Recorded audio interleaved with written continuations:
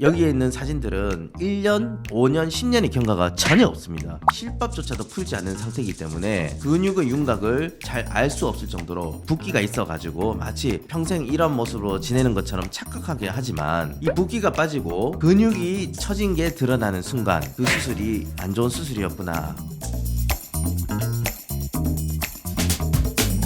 안녕하세요.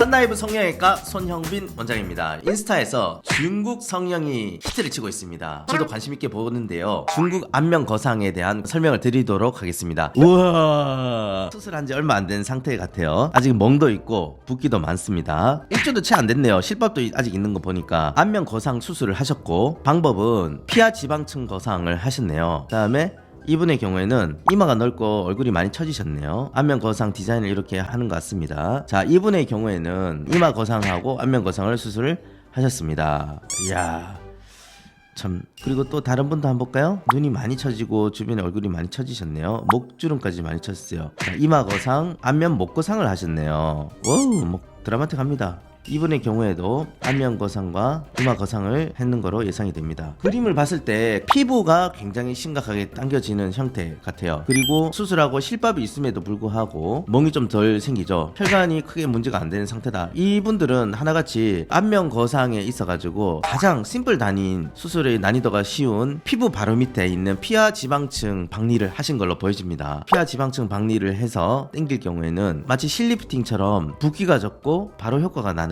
그런 특징이 있습니다. 지금처럼 실밥이 있을 때 상대적으로 멍이 좀 덜 들고 바짝 당겨지는 듯한 느낌이 들죠. 한국의 우리 성형외과 의사 선생님들은 모두 다 아는 사실이지만, 안면 거상을 했을 때 제일 문제가 되는 것이 봉합부 흉터입니다. 그 봉합부 흉터가 왜 생기냐 하면, 피부만을 절제해서 얼굴을 당겼을 때는 다시 돌아오려는 습성이 있어요. 피부 바로 밑에 있는 근육, 소위 스마스라는 층이 있는데, 실제로는 얼굴이 처지는 것이 그 근육이 처지는 겁니다. 그래서 근육이 처져서 그 위에 있는 피부가 같이 따라서 처져 보이는 건데, 근본적인 해결을 하지 않고 피부만을 바짝 당겨가지고 수술을 했을 때 안쪽에 이중턱 이 생기고 팔자가 처지고 눈밑이 처진 이 피부가 해결이 전혀 되지 않는 거죠. 근육이 제대로 펴지려면 피부 박리도 해야 하고, 그 밑에 근육 박리를 했을 때 근육을 잡고 있는 유지인대, 좀 어렵죠. 그 네 가지의 유지인대를 다 풀어주고 근육을 당겨야지만 제대로 효과가 있는 것입니다. 근육도 박리를 최대한 해서 다시 돌아가려는 반작용을 푼 상태에서 근육을 당겨줘야 되는 거지, 지금처럼 피부와 피와 지방층을 당겨준다고 해서 해결이 되는 것은 전혀 아닙니다. 여기에 있는 사진들은 1년, 5년, 10년의 경과가 전혀 없습니다. 실밥조차도 풀지 않은 상태이기 때문에 근육의 윤곽을 잘 알 수 없을 정도로 붓기가 있어가지고 마치 평생 이런 모습으로 지내는 것처럼 착각하게 하지만, 이 붓기가 빠지고 근육이 처진 게 드러나는 순간 그 수술이 안 좋은 수술이었구나 라는 것을 알게 됩니다. 근육이 다시 돌아오려는 성질이 그대로 있는데 피부만 잘라서 봉합부의 긴장력, 소위 다시 돌아오려는 그 힘이 있기 때문에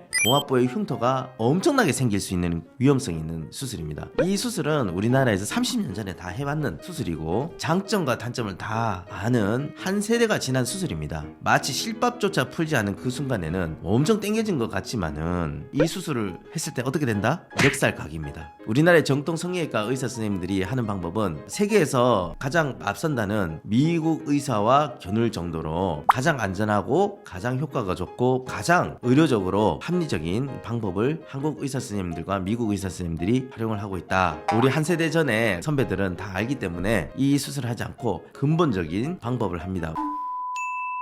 중국 사진을 보시면 하나같이 공통점이 있습니다. 후 사진을 보면 조금 더 뽀사시하게 찍습니다. 수술 전 사진은 정각으로 사진을 찍지만, 수술 후 사진은 조금 더 카메라가 위에서 아래를 찍습니다. 여러분들, 위에서 아래로의 각도로 카메라를 찍으면 뭔가 V라인이 있어 보이는 거죠. 그리고 절대적인 거, 수술의 결과는 붓기가 다 빠지고 봐야 되는데, 약간 붓기가 있을 때는 좀 더 잔주름이 없어 보여요. 오히려 안면 거상을 했을 때 피골이 상접하신 분들은 붓기가 있을 때 훨씬 더 젊어 보입니다. 중국의 사진은 실밥도 뽑지 않는, 일주일도 되지 않는 사진을 좀 더 위의 각도에서 찍으니까 더 드라마틱하게 보여지는 것 같습니다.